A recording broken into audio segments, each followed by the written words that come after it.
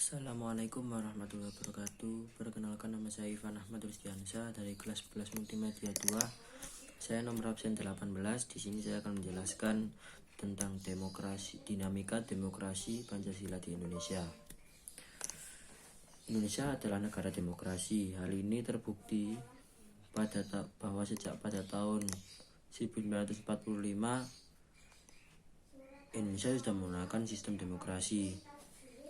Pelaksanaan demokrasi di Indonesia sudah mengalami beberapa perubahan, mengingat Undang-Undang Dasar 1945 yang mengalami amandemen. Berikut adalah demokrasi yang dianut oleh Indonesia beserta pelaksanaannya.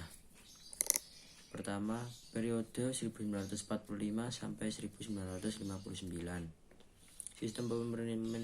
Sistem pemerintahan parlementer di Indonesia dimulai sejak periode berlakunya Undang-Undang Dasar sementara 1945 yang pertama, yaitu lebih tepatnya sejak dikeluarkan maklumat pemerintahan pada 14 November 1945.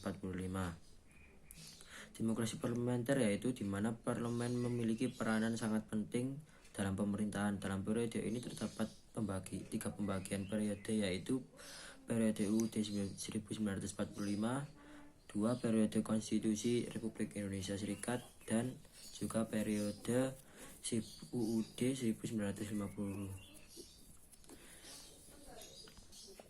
Ciri-ciri demokrasi parlementer yaitu presiden hanya sebagai kepala negara.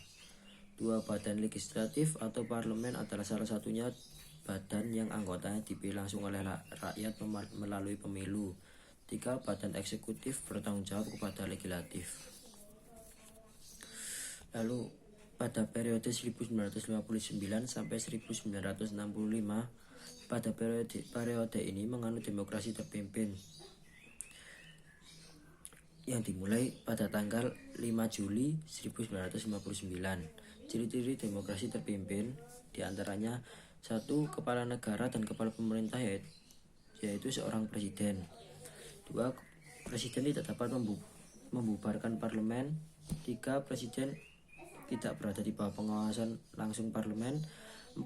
Presiden tidak bertanggung jawab kepada parlemen karena presiden tidak dipilih oleh parlemen. Lalu pada periode 1966 sampai 1998, periode ini tepatnya pada era Orde Baru Indonesia. Sudah memasuki Orde Baru Indonesia menerapkan demokrasi Pancasila, di mana demokrasi Pancasila bertekad melaksanakan Pancasila Undang-Undang Dasar 1945 secara murni dan konsekuen, serta bertujuan menegakkan keadilan dan kebenaran dalam negara Republik Indonesia. Ciri-ciri demokrasi Pancasila diantaranya 1. Kedaulatan berada di tangan rakyat. 2. Tidak adanya partai oposisi atau pemerintah. 3. Selalu melakukan masyarakat untuk mencapai mufakat. Namun demokrasi Pancasila berakhir karena ketidakpuasan masyarakat terhadap kepemimpinan yang bersifat sentralistik serta tidak memikirkan kepentingan kemakmuran dan kesejahteraan masyarakatnya. Lalu dilanjut pada periode 1989 sampai sekarang ini.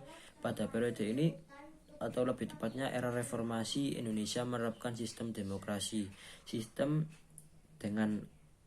demokrasi Indonesia dalam hal ini mewujudkan dengan adanya pemilihan umum pemilu serta adanya banyak partai politik yang berdiri saat ini.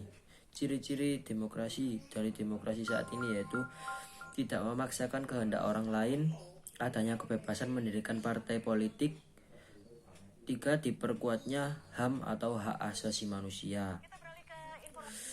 Itulah sedikit penjelasan tentang dinamika demokrasi Pancasila di Indonesia dari saya. Mohon maaf bila ada salah kata ataupun salah penjelasan. Kami mohon maaf. Sekian dari kami. Saya Ivan Ahmad Rustiansyah. Wassalamualaikum warahmatullahi wabarakatuh.